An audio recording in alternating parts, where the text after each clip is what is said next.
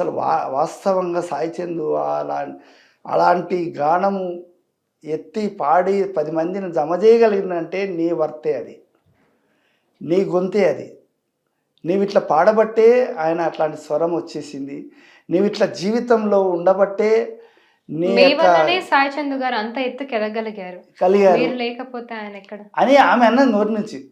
మీరే లేకపోతే సాయి చందు లేడు నాకు అనిపించింది ఈరోజు నీ పాట పడిన తర్వాత అని ఏడ్చింది ఆమె. ఎన్నడూ ఏడ్చలేదట ఆమె. అయితే నేను కంట్లో నీరు తీయలేదు, కానీ నాకు నువ్వు చెప్తుంటే కానీ నువ్వు పాడుతుంటే కానీ నాకు చాలా దుఃఖం వచ్చేసింది. 1.5 గంట తీసుకున్నది ఇంటర్వ్యూ ఆమె. అట్లా అంటే అక్క గురించి ఎందుకు చెప్తున్నానంటే, అంటే నా జీవితం గురించి తెలిసిన వాళ్ళు 10 నిమిషాలు కూడా అయిపోగొట్టవచ్చు, 2 గంటల్లో కూడా అయిపోదు కొందరి జీవితాలు, కొందరి జ్ఞాపకాలు. అంటే అట్లా నేను అట్లా పెరిగి అట్లా ప్రచారంలోకి వచ్చిన తప్ప, అంటే నన్ను తెలుసుకోవాలని వచ్చిండ్రు కానీ నేనే తెలుసుకోవాలి ప్రపంచాన్ని తెలవాలని మాత్రం నేను రాలే. నన్ను తెలుసుకోవాలనుకున్నారు.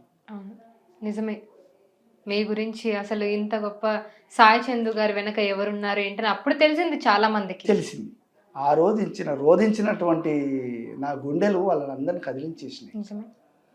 నిజంగా మేడం ఆ రోజు ఏకాదశి పండుగ తర్వాత బక్రీద్ పండుగ 2 ఒకే రోజు వచ్చినాయి. అయితే హిందువులు ముస్లింలు ఇద్దరు మూకుమ్మడిగా నా రథయాత్ర వెంబడి, మా సాయి చంద్ర రథయాత్ర వెంబడి రథం పక్కన కూర్చున్నా. నేను ఏడుస్తుంటే నీళ్ళు అందించింది మేడం.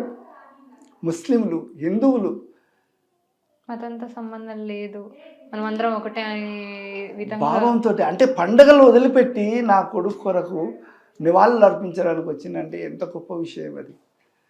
కళాకారులు రావచ్చు, బీఆర్ఎస్ పార్టీ వాళ్ళు రావచ్చు, కానీ కులాలు మతాలకు సంబంధం లేని ప్రజలు, అసలు అన్నోన్ పర్సన్స్, అలాంటి ప్రజలందరూ కూడా మూకుమ్మడిగా వచ్చేసి సాయి చందు గురించి చెప్పిండ్రు. గద్దరు కూడా ఆ రోజు చెప్పిండ్రు నా గురించి.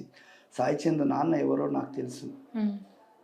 సాయి చందు నాన్ననే లేకపోతే, ఆ మట్టి మనిషి లేకపోతే సాయి చందు ఈరోజు ఇలాంటి స్థానంలో ఉండేవాడు కాదని గద్దరు కూడా తను చెప్పిండు. అక్కడికి వచ్చి ప్రొఫెసర్ కాసిం చెప్పిండు.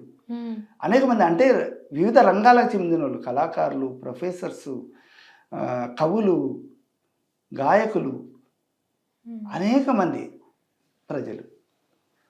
కనుక అంతటి నా యొక్క నిజమైనటువంటి ప్రేమను, అభిమానము చూసి చాలామంది కూడా ఏడ్చిండ్రు. చాలామంది బిడ్డలు, కొడుకులు చనిపోయినప్పుడు ఏడుస్తారు తల్లిదండ్రులు, కాదన్నారు. కానీ నాతో పాటు ఏడ్చిన వాళ్ళు కొన్ని వేల మంది ఉన్నారు నాతో. కరచాలనం చేయడానికి కూడా ఎగబడి కరచాలనం చేసిండ్రు నాతోటి.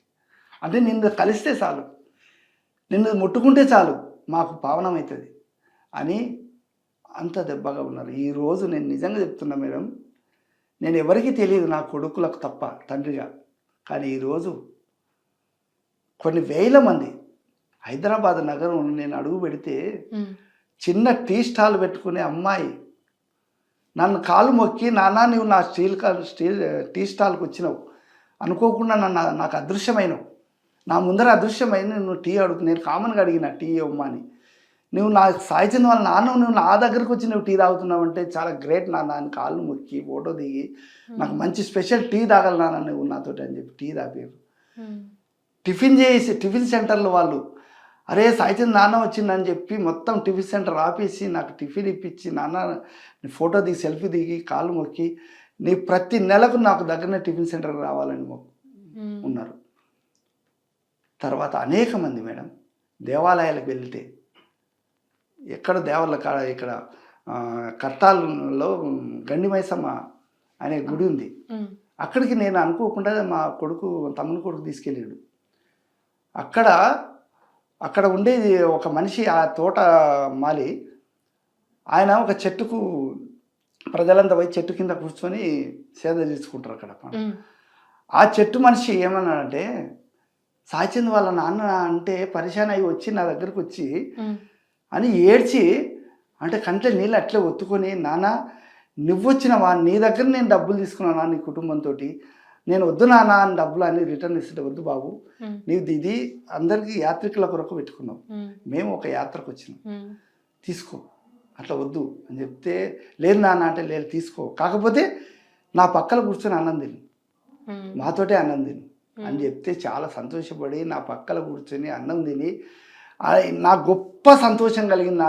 నాన్న అంచనా నేను అన్నం తినిపించుకున్నావు నువ్వు అని నేను చాలా సంతోషపడ్డా అని ఆయన భూమికి దగ్గరకు తీసుకెళ్ళి సాయిచంద్ అన్న ఇక్కడికి వచ్చిండు మా అన్న నా భూమిలోకి వచ్చిండు అన్న లేడు ఇప్పుడు, ఆయన వచ్చి ఆయనతోటి భూమి పూజ చేపిద్దాం అనుకునేటి, అన్న చనిపోయిండు, ఉమ్, అనుకోకుండా నువ్వు వచ్చినావు నాన్న అని నన్ను దొలకపోయి ఈ భూమి పూజ నువ్వే చేయాలని చెప్పి అన్నాడు. ఎంత గొప్ప విషయం అని.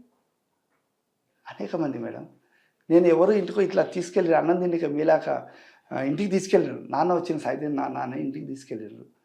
ఆ ఇంటి మీ అంత వయసే ఉంటుంది ఆమెకు, ఇద్దరు భార్య భర్తలు, వాళ్ళ ఇంటికి తీసుకెళ్తే వాళ్ళు కిరాయి ఇంట్లో ఉన్నారు.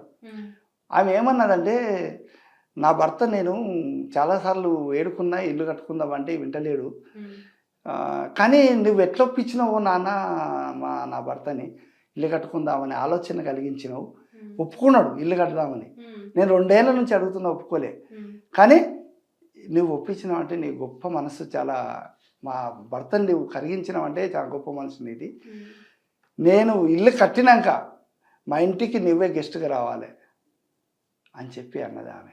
ఉమ్, అన్న నెలకే ప్లాట్ కొన్నారు, బోరేసిండ్రు, పిల్లర్స్ కూడా లేపారు.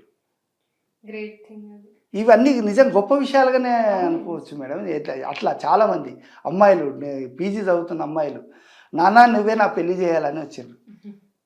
ఒక అమ్మాయి ఒక కల్చరల్ ఇట్లా గద్దర్ ప్రోగ్రాం పెట్టినప్పుడు ఉమ్, సుందరాయ భవన్లో నన్ను వేదిక మీదకి పిలిచినప్పుడు ఆ వేదిక మీద ఫస్ట్ టైం వచ్చిన సంస్మరణ సభ సాయిచంద్ జరిగినప్పుడు అక్కడ ఒక ఇద్దరు పీజీ స్టూడెంట్స్ ఉమ్, యుఎస్ఏకి పోదామని అనుకున్నారట వాళ్ళు. ఓకే. వాళ్ళిద్దరూ వచ్చి నాన్న నా కాళ్ళు మొక్కి ఉమ్, ఇంత మంచి నాన్న ఉన్నావు నాన్న, మాకు నువ్వే నా పెళ్లి చేయాలని అన్నది ఆమె అమ్మాయి. ఉమ్, ఇప్పటికి హైదరాబాద్లో ఉంటుంది. నాన్న నువ్వే, నేను యుఎస్ఏకి వచ్చిన తర్వాత పెళ్ళి చేసుకుంటాను కానీ నువ్వే చేయాలి, మా నాన్న వద్దు, నువ్వే రావాలి పెళ్ళికి. నిజంగా మేడం చాలా ఆదరణ అయితే దొరికింది మీకు. ఇంతమంది ఆదరణ రావడానికి కారణం ఏంటి అంటే సాయిచందే ప్రధానం. ఉమ్, సాయిచంద్ మీద ఉండే అభిమానము, ఆ అభిమానం మొత్తం ఇప్పుడు రివర్స్ షిఫ్ట్ అయిపోయింది. తండ్రికి కూడా ఇంత గౌరవం ఇవ్వాలి, ఇంత ప్రేమను అందించాలి. ఆయన 10 ఏళ్ల కాల పాటు బతకాలంటే మన ప్రేమ అవసరం తనకు. తన కన్నీళ్ళు ఆగాలంటే తప్పకుండా మనం అన్నం పెట్టాలి ఆయనకు. అసలైన తొలి వెలుగు. ఫాలో వాట్సాప్ @తొలి వెలుగు official.